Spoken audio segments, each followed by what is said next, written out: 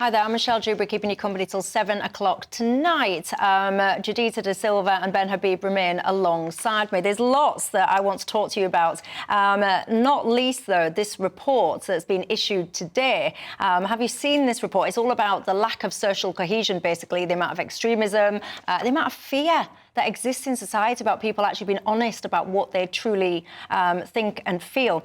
I want to read this. There's a lot of case studies within this report. One of them is from a council leader, and they say, as a leader of a council, I've received thousands of death threats, letters and messages saying that people are following me home, threats to my 2-year-old daughter about being gang raped and trafficked. They say I received these messages either as letters to my home, to the office, or direct messages on Twitter or online forums. I have to make my daughter sleep next to a fire blanket in case someone firebombs my home, as a previous councillor has had her property firebombed. She says people are fearful. They want to defend me publicly, but they know too well that experience pylons will happen if they do. The response from the police has been dismal, and I've had little support. It's made me question whether I want to stay in politics. This kind of story, these case studies, are echoed throughout this report. And I played you the story about the Batley Grammar School. In fact, actually, let me just replay that clip in case you've just tuned in, you don't know what I'm talking about. Listen to the report's all. You mentioned now the case of the school in Batley where a teacher had to go into hiding for discussing and dealing with, looking at with the children, a caricature of the Prophet Muhammad.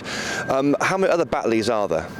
Well, I can tell you there have been lots of teachers who've experienced threats and abuse. I mean, I had many teachers contact me describing this level of fear that they have. And there's a new polling out recently that showed that teachers are very fearful about teaching some of these issues because they worry about the backlash that they're going to experience. The problem we have at the moment is that the Department for Education don't collect this level of data. So we don't actually know the full scale of it. I think that this is just the tip of the iceberg. I think it's the tip of the iceberg too. I do too, yeah. She talks a lot about so-called self-appointed community leaders getting involved, sticking their nose in terms of what can and what can't be taught, what teachers are allowed to say and what they're not allowed to say. And it'll vary from community to community. And I think what we're seeing here, Michelle, is the evidence of multiculturalism completely failing.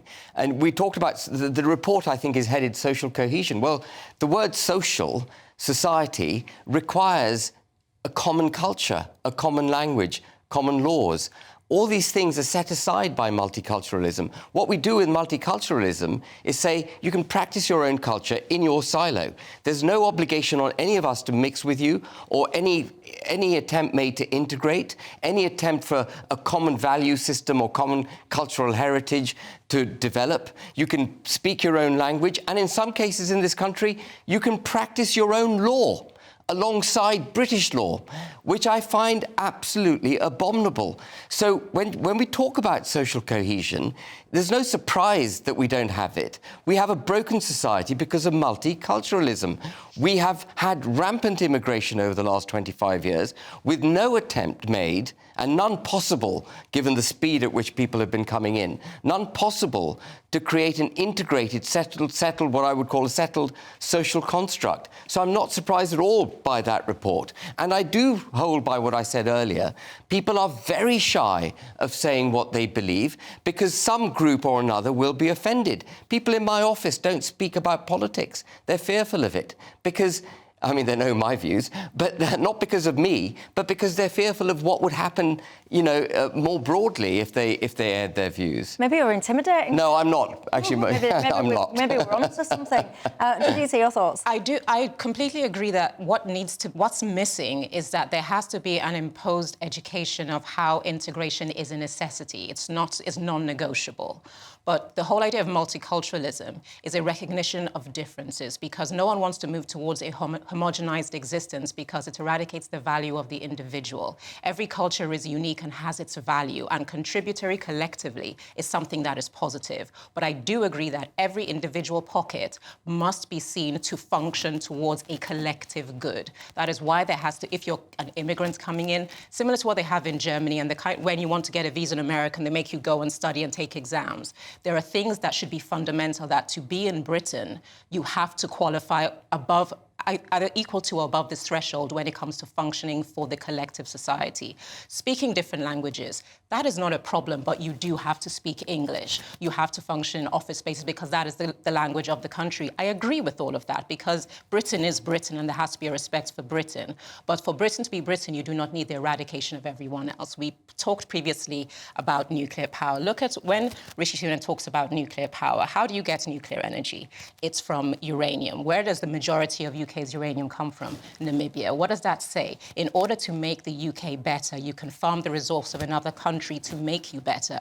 So why does Africa function to make you better, but an African in your country is made to feel like they're not worth the recognition? Well, it's completely... That is not... international trade is not synonymous with people coming freely into your country. With one hand, you can recognize the value of a collective good, but on the other hand, you see it as a threat. That doesn't work. But we presumably pay for the uranium we import. Oh, I mean, we could go into that and how that isn't exactly the kind of payments that it should be. But I'm showing that UK can recognize, like, even if I were to, let me have a moment of complete eradication of my feeling, and I put in a box what I think of colonialism and just look at it as a business model.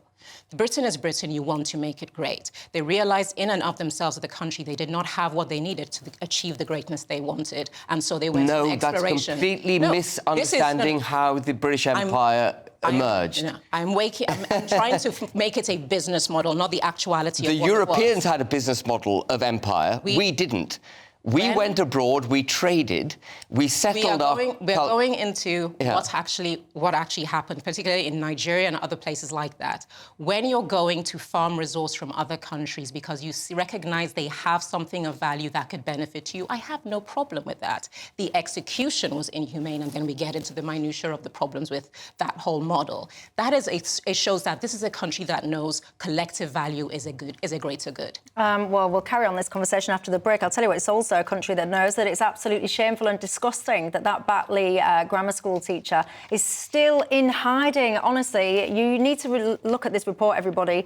The way he has been failed is absolutely eye-watering.